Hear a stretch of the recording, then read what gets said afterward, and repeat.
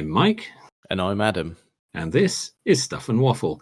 Two friends talking about stuff, and often as not, waffling with frequent reference to Bond cars. Right, so I've been having a rummage on the internet, you see.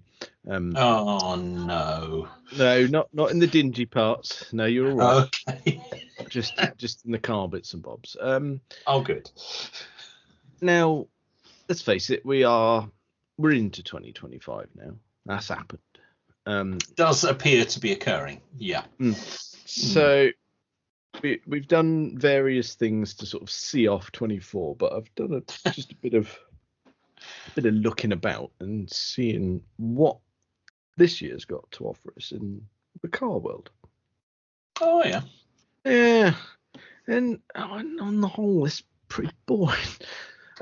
Yeah, I haven't come across much that's of a great deal of interest so far. No, and I've really tried. I've tried to have a good old rummage to see what's supposedly going to be on sale for the buyers in 2025 in the UK as well.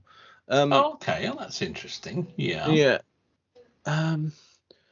God blimey, there is quite a bit. But in half, that's just a lot of toss. Yeah, I can imagine. Yeah, I mean, we've got a lot of generic sort of bland boxes that are EV SUVs. Yeah. Which I can't even be asked to go on a tirade about it. It's like, no.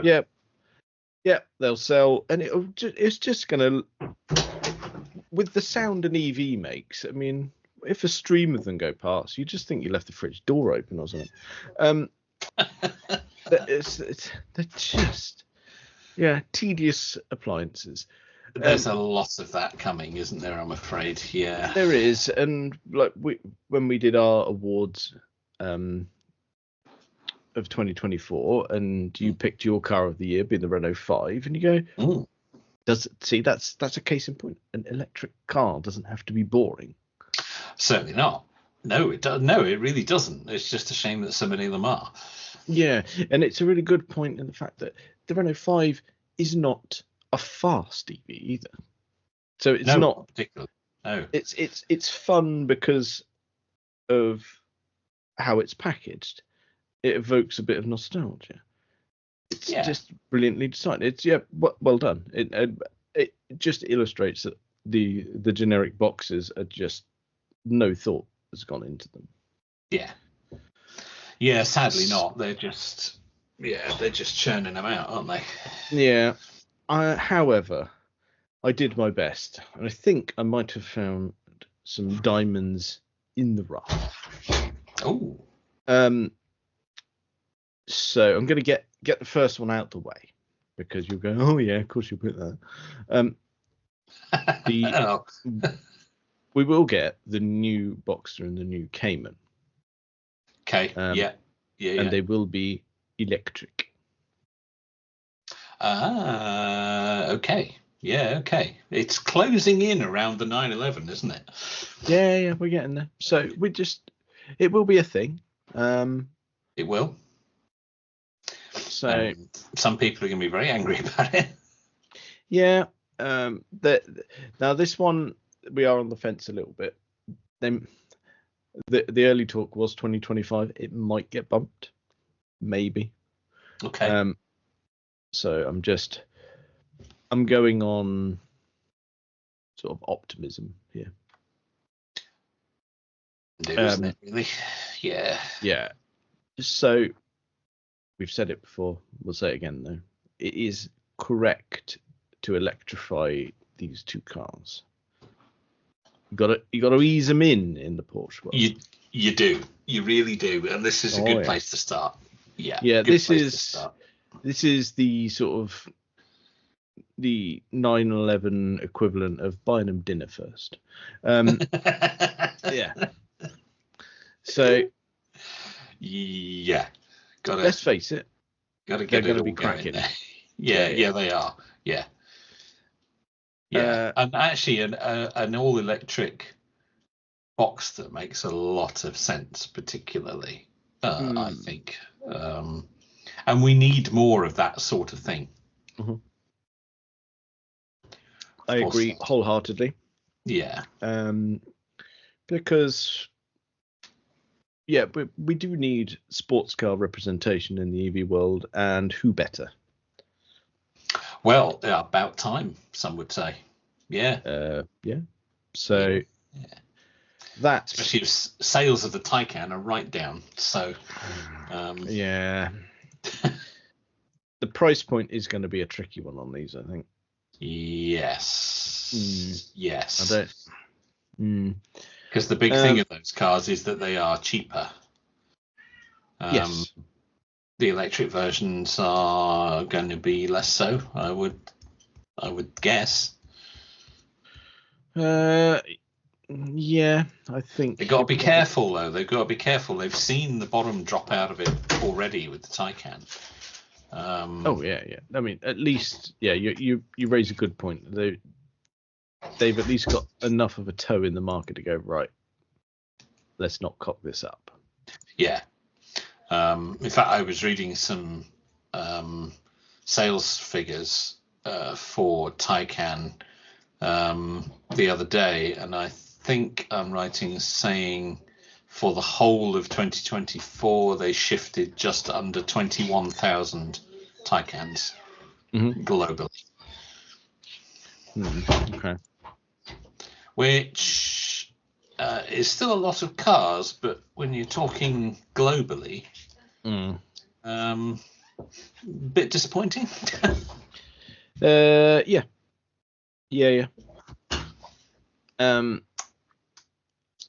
I think you're right. So they're not going to want that. So they, this is obviously a different category of car completely, but hopefully they can, get the price point right and go for the right market. Yeah, it's difficult because it like you say, it is a different market, and as it stands, it's probably a market that doesn't really exist. Yeah, perhaps. Yeah. Well, do you mean exist or is currently not being catered for? Well, a bit of both, because there are very fast electric supercars in very low numbers. Yes. But there's not really that many electric sports cars made in the volumes that we would expect a Boxster or a Cayman to be made in. No, it's not an area that is really being looked after at the moment. And okay. Boxster would not be a bad place to start. Yeah, well, it saved Porsche when it originally arrived with us. It did, didn't it? Yeah, pulled them right out of the poo. That did. Yeah. Maybe it can do it again. Not to say that I don't think they're necessarily in the poo at the moment, but things could be better. Yeah. I think they were hoping for more from Taycan. Because it did deliver quite well to begin with, and then it just tailed off. Well, there's probably multiple reasons there, I would say. It isn't alone in doing that. No, it isn't. It's a higher price point than your average EV, obviously, and I just not only is there a downturn in EV sales, but I think the people who want that particular car have probably got one now. They've all got one. Yeah, exactly, and they won't be buying another one for a while. No, that's the thing. You go, right, there might be someone who will go, I'll have a new one every year, splash in the cash. But then there'll be other people who go, right, I'll put it on a 3-year or a 4-year deal. Exactly. Yeah, exactly. And so for the next 3 or 4 years, I'm good. Don't need another one. Yep. happy with this one. So but I'm intrigued to see where we end up. Yes. Next one on the list is a bit different. Electric though. a name that is also familiar. There's a lot of talk that we're going to be getting a new Micra. Oh, okay. That's a name that carries some weight, so to speak. Yeah, and from what I've seen, what I've seen of sort of renders, what I've read about its potential underpinnings, is that there's a big tie-in with Renault. As we well know, the link between Nissan and Renault is well established. It is, yeah. They're suggesting that the Micra could be on the 5 platform. Oh, that would make sense, wouldn't it? Especially if Nissan are having some troubles, which we discussed last time. Their potential tie-up with Honda. That would make a lot of sense, wouldn't it? Mm-hmm. Yeah, okay. I could give them a little boost. Yeah, that would be good. I mean, they had their day with the Leaf, and that came and went, I'm afraid. Yeah, well, again, like Toyota with the Prius, they didn't really build it. I mean, they did more with it than Toyota did, but it's kind of run out of steam. Although that's, again, mixing our power sources. Yes. Of course, there were steam-powered cars. But I don't think the Leaf was ever steam powered. No, but it did have a similar range. But I mean, you can get original Gen Leafs now very cheap. Yeah. I mean, you're not going very far, but that's not the point. You're not, but some people don't need to. So, and for them, it's very cheap motoring. You can get one for about $5,000 now. I mean, if I wanted the generic electric blob, I could actually daily that with ease. Oh yeah, in terms of range, that would be fine for your commute. Absolutely fine. And it's a big 5-seater family hatch, decent sized boot and everything. It's a practical car. For the right person, that is really cheap motoring. Yeah, it is. It's just not very interesting, is it? I mean, nothing. Not that a Micra will be, but a Micra based on a Renault 5 has potential. It does have potential, and it's the sort of thing we need. That's what we need to be seeing. No more supercars, no more $150,000 luxury saloons. We need little hatchbacks that people actually buy. Yes, wouldn't that be nice? What a concept. That could jumpstart some EV sales again, because people who haven't been catered for up till now might think, could get a little hatchback to zip around in. That's perfect. Yeah. I like that. Yeah. Yeah, it's a really good shout. Yeah, that's good. I hope that happens, because we don't like hearing that Nissan are in trouble. So no, it's a brand we've got time for them. And I hope they can do something with that. And if they can, as you say, if they can use the 5 platform. Yeah, and you're going to get no arguments from me, because there's an air of sentimentality about the Micra, because that was my first car. So of course, yes, of course, and that never goes away, does it? No, and don't get me wrong, it wasn't a tremendous car by any stretch, but it did the job. It doesn't matter. It's your first car. It matters. It's important. Yeah, it's wheels. Glorious. Exactly. See, for me, it's the Mark IV Escort. Well, same thing. Yeah. I'll always have a place for a Mark IV Escort. Yeah, of course you will. Totally understandable. Yes. Right. New cars. New cars. Now, I've done 2 EVs, and part of me thinks I need to sort of cleanse. We're gonna need some petrol. Now, what better way better way. We've had this. We might have talked about it. The unveiling isn't new. However, the sale of it in the UK will be a 2025 thing, and who wouldn't want one? Because it's bold, it's brash, it's ridiculous, and I do guiltily quite like it. And that's the ridiculously powered 800 horsepower Mustang GTD. Ooh. Naughty. I love a Mustang. I do. Now, don't worry when I say GTD. The D isn't diesel. I was going to say, have they finally done a 4-pot diesel Mustang? No, fortunately not. No, this has got the 5.2 V8. That's more like it. Yes. It's supercharged. Well, obviously. The D is for Daytona, and it is to do with the GTD classification in the American Sports Car Championship, IMSA. Okay. So there is a GTD class there. So that's why it's got that name. It's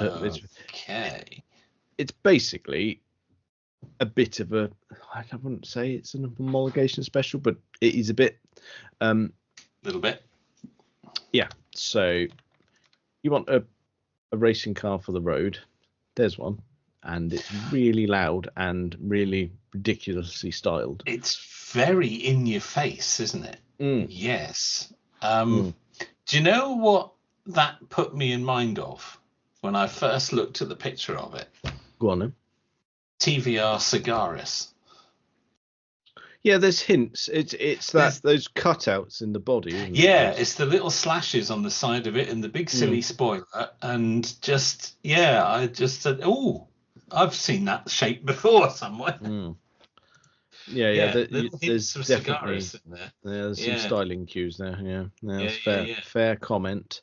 But yeah, I think I have on occasions over the years caught myself looking at Mustangs on Auto Trader. Well, that's all right. Yeah, that's fine. I don't know that it is. Oh no, it's fine.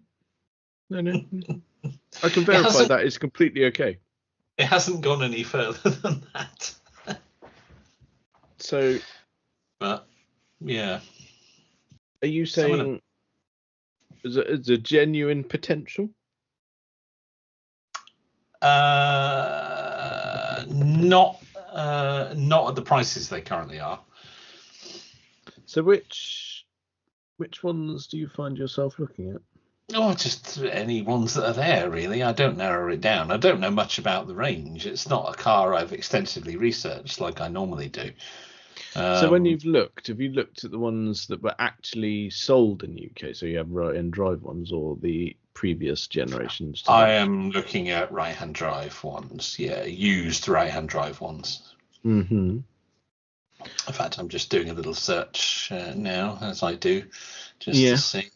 Not the Mach-E. No, that's not what we're talking about.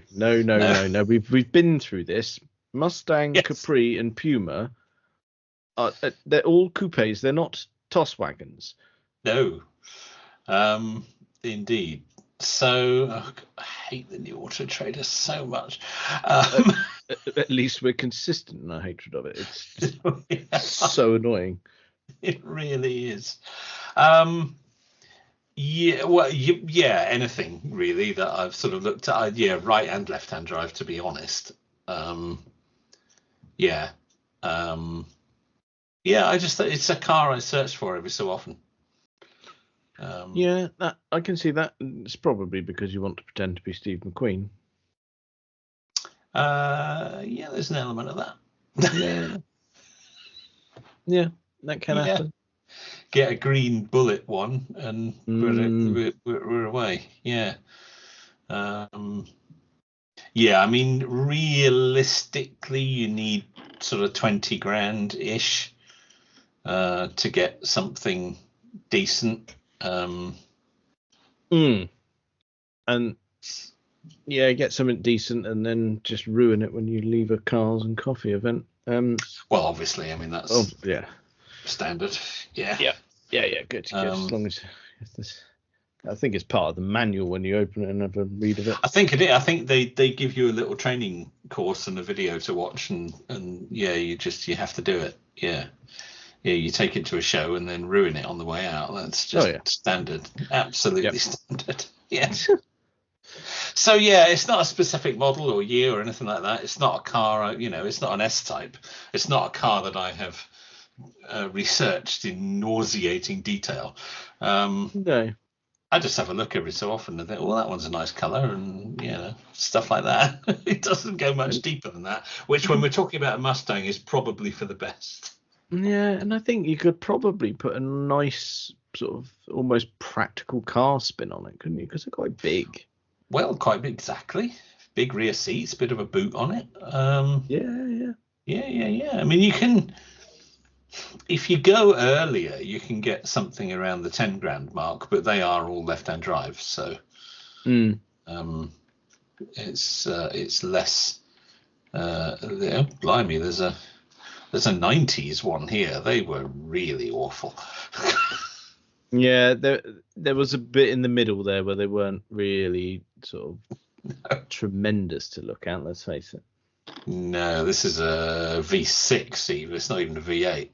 Oh my goodness! No, walk away. It's like the more recent models where they went, let's put an EcoBoost in it, right? No, don't. Couldn't you? You could get it with the 1.6 out of the Fiesta. Oh no, I think they were bigger than the 1.6, but it was still meh. No, I thought it was. I thought they did do one. Maybe I'm wrong. I thought they did do one with the tiny little engine. Oh God, right! You're gonna make me look, aren't you? Which is fine until you start it. No, they get 2.3. Oh, is it a 2.3? Okay. Yeah. Okay. But the trouble is still the same principle though. You sit there and you go, I've got my Mustang, and then you start it and go, is that 4-cylinder? That's not a Mustang at all. No. Is that a kit car? Yeah, that's. In isolation, it probably sounds all right. However, when that noise is coming out of a Mustang, you go, oh dear. Yes, yeah. You're going to get your masculinity questioned, I think. Yes, not so good. Not so good. No, not so good. But yeah, I do occasionally find myself looking at a Stang. Well, why not? Why not? Well, exactly. Yeah, no, like you said, you could sell that as practical. Yeah. You could put enough of a spin on that to get away with it, I reckon. I reckon. So. Yeehaw. Yes, and all of that. Do you know how depressing it is? That's about it out of the big list of 2025 cars. Oh, I was just getting going there. Okay. All right. I'll do hang on. I'll do a quick skim through.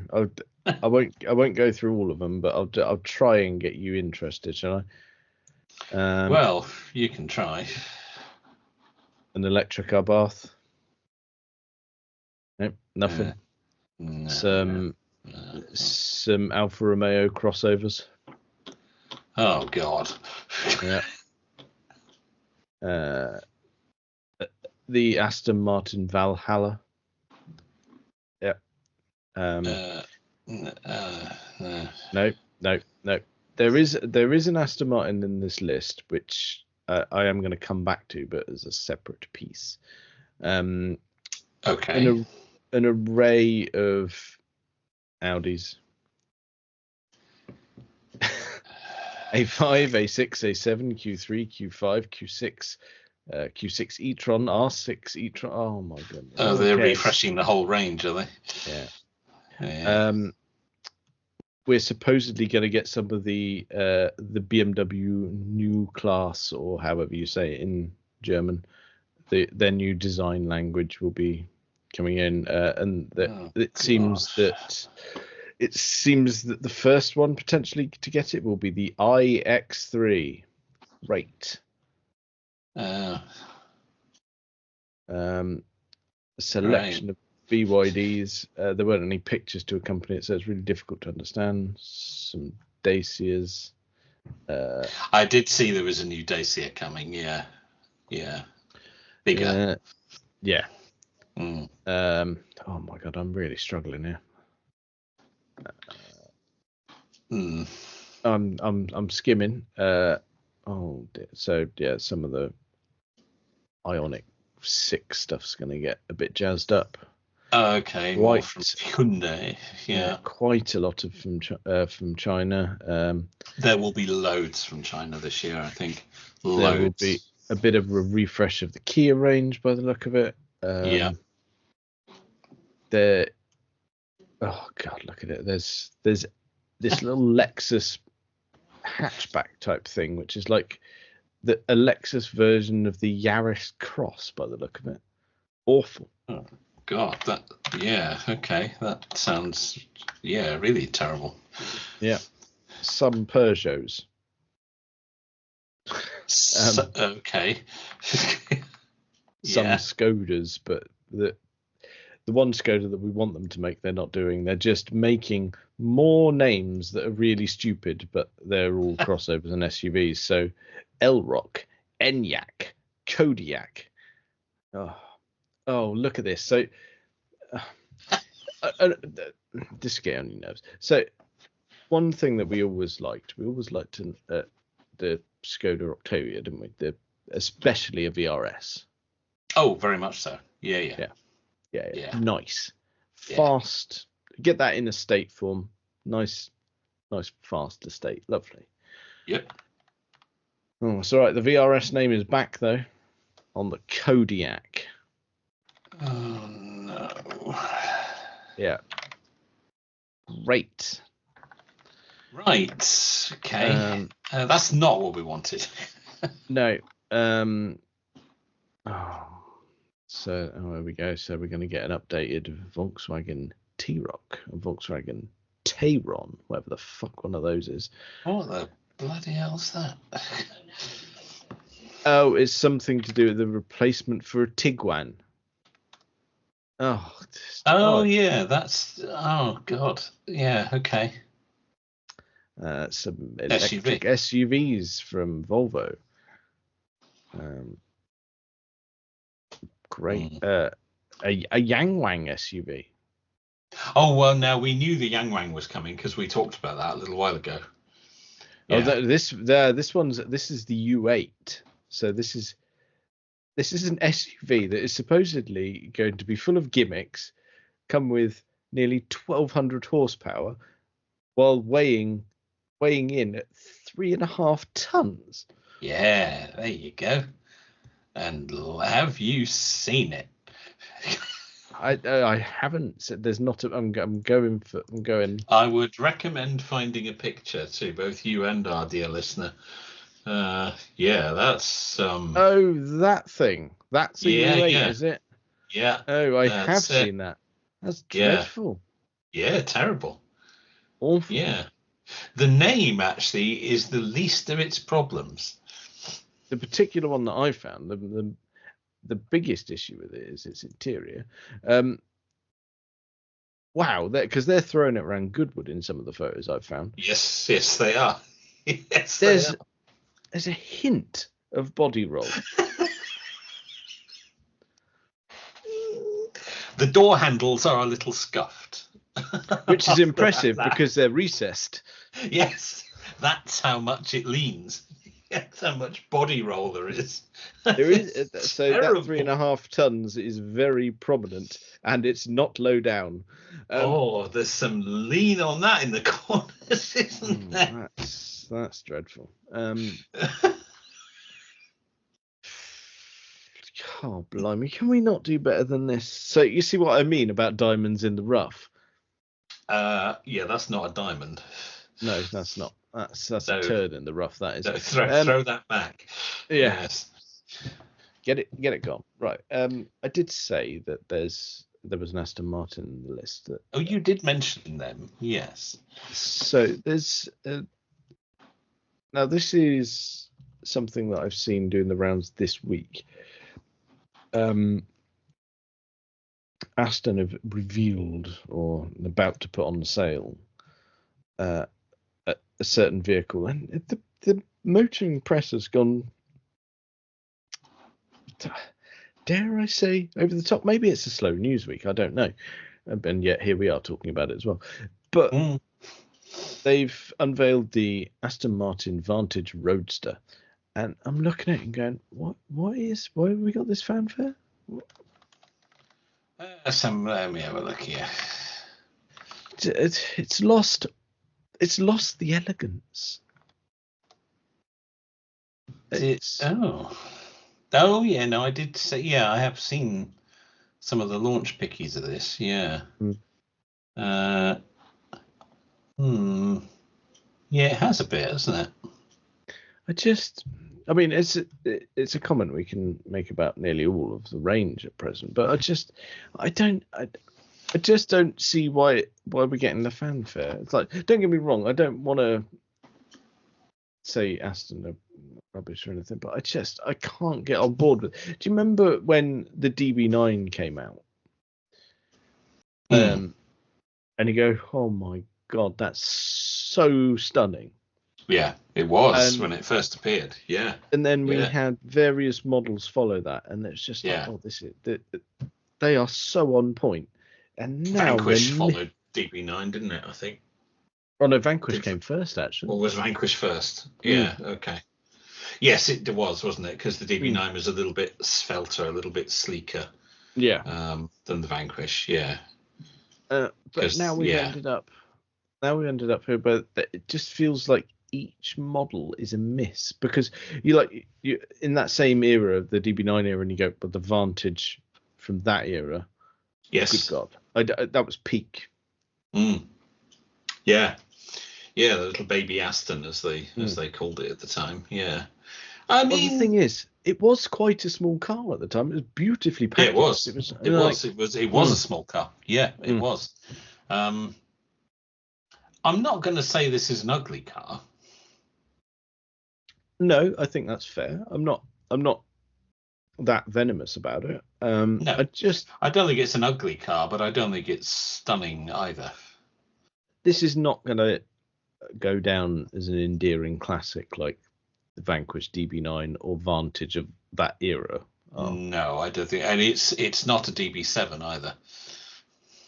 No, the DB7's got redeeming features as well, hasn't it? It's not. DB7 was a high point as well for me. Yeah, in fact, I think I would say I prefer, in terms of styling, purely in terms of styling, I probably prefer DB7 to DB9.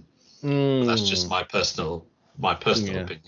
I would have to say that your personal opinion is 100% wrong on that particular fact. I'm not saying the DB9 is a much better car, but I'm talking purely in terms of styling. Personally, that's all right. I prefer the package of the DB7, but I'm not gonna, I'm not dying on that hill. No, you see, the thing is, I like both of them enough to not have to want to have a fight about that one. It's not like when we discussed the most beautiful car, and that was an issue, wasn't it? Yeah, that wasn't it. We had to respectfully disagree on that one. But if we're arguing about what is the most beautiful Aston of the modern era, then it could be any of them, really. Yeah, but not from the current range. No, I'm not as venomous about the DBX as you are. In fact, I will die on that hill. I quietly quite like the DBX, but that's just me. Well, it's not just me, because some people have bought them, but I don't know. I can't explain it. I'm not going to try and justify it. I can't really defend it. I don't know. Right, let's not. I'm not being goaded into it. You're not taking that bait. No. I know I'm right. So, although actually, you raise a good point. We'll park the DBX in the sea. I was going to say, well, you're not parking it carefully, are you? No, absolutely. You're going to rub it all down the wall. Oh yeah. Not like that. No, definitely not like that. No strong feelings in that direction, I'm afraid. So, what I would like to say is we touched on there of going, well, we laugh and we joke about we argued about the most beautiful car. We're undecided or have slightly differing opinions on modern Astons, but again, nothing worth arguing about because we can see merits in both choices. At the risk of starting a rumble,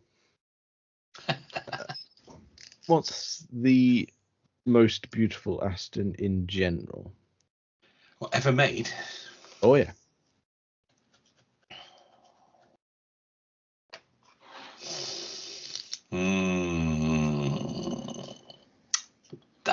There's a few contenders, isn't there?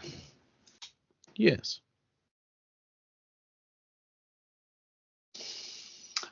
Oh, I mean, the obvious answer is DB5.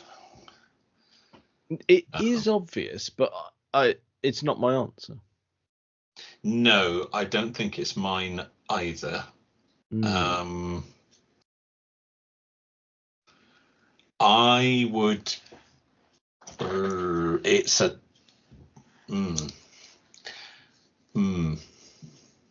Okay, I've got three. Three contenders. Go on. Three I'm thinking of if we discount the DB5, or in fact DB6, which I actually think was slightly worse. Less visually appealing. The proportions are slightly wrong. I don't know what's going on with the back end. No. How can you do that with the DB5 and then produce that in the DB6? They're not even in the same league. No, quite. No, I'm glad we're on the same page there. We're on the same page with that. Yeah, no, DB6 is nowhere near up to DB5 standards. My three that have sprung to mind: the aforementioned DB7. Yes. The original, when did it come out? 68 DBS. Good choice. Or the when did it come out? Well, I'm thinking of the Living Daylights, the 1980s V8 Vantage. Interesting. Which I know is basically the same body shape as the original DBS. It did have a lifespan, that one, didn't it? Oh, they carried that design for a long time. That was late 60s until mid 90s. Basically the same shape. Yeah. I know the front end got tweaked, well, more than tweaked. The front end got completely changed. The back end was tweaked a little bit. They raised it and lowered it and various bits, but it was basically the same shape. I know they had like body kits and spoilers and stuff on it over the years, particularly in the 80s, but it was basically the same shape all the way through. The lineage you could trace, there was more than trace. There was, in fairness to them, there was enough of a tweak in '89 when it came out as the Virage. Yes.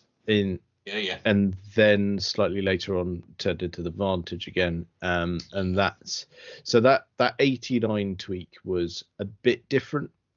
Yeah. But still, there were similarities. Yeah. So, of those three, if I can only pick one,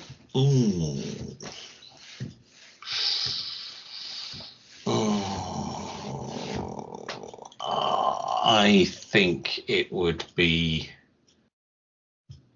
the 80s V8 Vantage. It would be the Living Daylights one. Okay. That's fine. As much as I adore the DBS and as much as I adore the DB7, and in terms of realistically owning any of those, price-wise, clearly the DB7 is the only one that stands any chance. Yeah, well, yeah, definitely. That's the only foot in the door, I'm afraid. Because the other two are telephone numbers now. Yes, they are unattainable, I'm afraid. Not for us. Oh no, not for you, sir. Whereas you can get a pretty decent DB7 for well south of 20 grand. I've seen them for 14, 15 now, which clearly is a much more realistic figure. Yeah. Good choices. Again, where are you at? Where are you at? You see, the thing is, I don't know if I don't think I'm sort of argumentative enough, because I quite like all your choices. Yes. Yeah. However, they weren't my choices. I've got two for me. Okay. And they're a variant of the same model. Okay. So I'm really struggling to pick between the DB4 convertible and the DB4. Yes, that. Yes, I mean, the car driven by Harry Croker. Why not, indeed? Indeed. Or a DB4 GT Zagato. Okay. Okay. We did an episode on Zagato some while ago. And I think that was in our list, as I recall. But yeah, yes, almost certainly. Yeah, you picked a. Okay. Picked a strong choice there. Yeah, I mean, I'm looking at one here in a shade of green that you go, oh, I'll send you it just in case. I'm looking at the same picture, in fact. Yeah. But or standard DB4 ragtop. Yeah. What a thing. Yeah. Okay, you've gone much earlier than me. Obviously, DB4 is starting to get towards the DB5 body shape. It is, but particularly in the convertible guys, as not been fiddled with from Zagato, the front end's quite drastically different. Doesn't have the raked headlights. The DB4 did later in its life, because there was a DB4 GT. End. Yes, it did at the end, but not to, because there was a slight overlap, wasn't there, between 4 and 5? I seem to recall. I think they were still making some 4s when they launched the 5. Yeah, that does sound familiar. Yeah, I think that may be true. But yes, obviously front end is a bit different, particularly the lights. But it's very similar to the 5. But that's a very good choice. If it were me, I'd go with the standard car, not the Zagato, I think. Okay.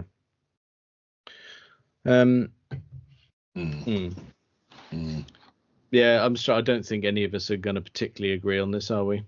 No, but I think we're fine with either choices, really. Yeah. I thought I'd put those out there. Yeah, rather than starting a rumble. Indeed, yeah. No, good. Solid choices. That wasn't even on my list to talk about. It just popped up. Yeah, well, sometimes the best things do. So one last little treat before we round off. Now, this is just a moment in time that I thought we should mark. That I happened to spot on the internet today, not long before we started recording, actually. But today is actually the day that Roger Moore, in 1985, 85. Did I get that right? Yeah. Yes. Wrapped up his last day of filming as Bond. Yes, on A View to a Kill. Yes, I saw that myself. And funnily enough, earlier this week, I got round to watching the BBC documentary from Roger Moore with Love. Yes, it's one of those ones where I've gone, I really must watch that. It's really good. I won't spoil it by talking about any of the details, but it's really good. And there's a couple of people in it that I think you'll enjoy. Let's put it like that. But it's really good. It's really nice. It's actually quite touching. It didn't go into his non-Bond movie career as much as I would have hoped. I think it skipped over quite a lot of stuff that he did outside of Bond. But it was really focused on his personal life and his family more than his career, to be honest. And it's well worth a watch. I would recommend. Okay. Of course I'm going to watch it. It was just one of those ones where a few people have said you must watch it, and it's on the list. Just not got round to it. It's on iPlayer. But with reference to A View to a Kill, one of the people they interview is Christopher Walken. Oh, that's cool. Yeah. I met Roger. No, I won't try and do it. No, and that's it. And please don't try and reenact the storing a timepiece up your arse. Yeah, that would be lovely. No, I have refrained from doing that. Yeah. I love the way that the line in the film is he wore the watch up his arse. You're like, yeah, is that technically wearing it? I don't know. We're not talking about A View to a Kill anymore. No, we've drifted into Pulp Fiction there. I'm so sorry, but yeah, it is a line it's always amused me enormously, and it will have been on purpose, but it's like, yeah, I mean, it's such, it does. Because it's such an intense. Well, obviously, Christopher Walken's always intense. He doesn't do anything other than intense. No. But yes, it is a strange choice of phrase. You're right. Oh, dearie me. Anyway, apparently he became really good friends with Roger when they were doing A View to a Kill, and that's interesting. He said he doesn't often do these interviews where he's talking about people he knows, but he felt he wanted to do this because he wanted to say what a genuinely lovely man Roger was, and he just wanted to say thank. He just wanted to say thank you. That's nice. I like that. Yeah. So I recommend. It's funny. I should happen to watch that this week, but I did see today. It's yes, on this day in 1985, Roger played his final scene as Bond. Yeah, at Pinewood Studios. I don't know which scene it was. I don't know what they shot last. No, I'm not entirely sure. Part of me thinks that Walken might have even been involved. I'm sure the photograph I saw of the day, he was there. The photo has them in the costumes from the mine scene at the end, which of course was shot up on the 007 stage. Yes. Where they flooded the mine. So it could have been that. He's wearing, he's got like an overcoat on, but you could see he's wearing this. It's the same shirt and tie as from that scene. So I suspect it was the main strike mine sequence towards the end of the movie. Yeah. So. Yes, and we can argue whether he hung on a bit too long, but there you go. We know he did. He did hang on a bit too long, but we still enjoy A View to a Kill. We did. It's the shower scene that's the issue, apparently, but it's that very final scene, isn't it? That's the biggest problem. Yes. Yeah, you could probably have just been that off and gone, let's not put those two in that situation. That is not the soap. Yes. Oh, no. Oh, God. It's no, it beggars belief, Gamble. What is it then? No, you don't want to know. No, I mean that's not meant to be soapy, is it? Oh God. Oh. Oh no. Oh, it's not good. But apart from that, we do enjoy that one very much. Yes. Yeah. All right. Yes. All right. But before we descended to speculation about what she grasped, yes, today was in 1985 Roger's last day filming as Mr. Bond. Yeah, an end of an era, but that's good. He had a superb tenure, like we say. Did he hang around too long? Possibly, but I tell you what, he didn't outstay his welcome. That's a different thing. Oh no, they still very much wanted him to be doing it. Yeah, there was no problem with that. I think Cubby would have kept having him back for as long as he wanted it. Yeah, and I genuinely think the audiences were probably of a similar mindset as well. Your casual watcher, which is putting bums on seats in cinema, wouldn't have minded. No, I mean his films were still very successful. He was still making money for the studio and everyone else involved. So yeah, I don't think there was any problem like that. I think it's more, to be honest, looking back on it with hindsight and knowing, where Bond went and what it's become. Well, I don't know anything at the moment.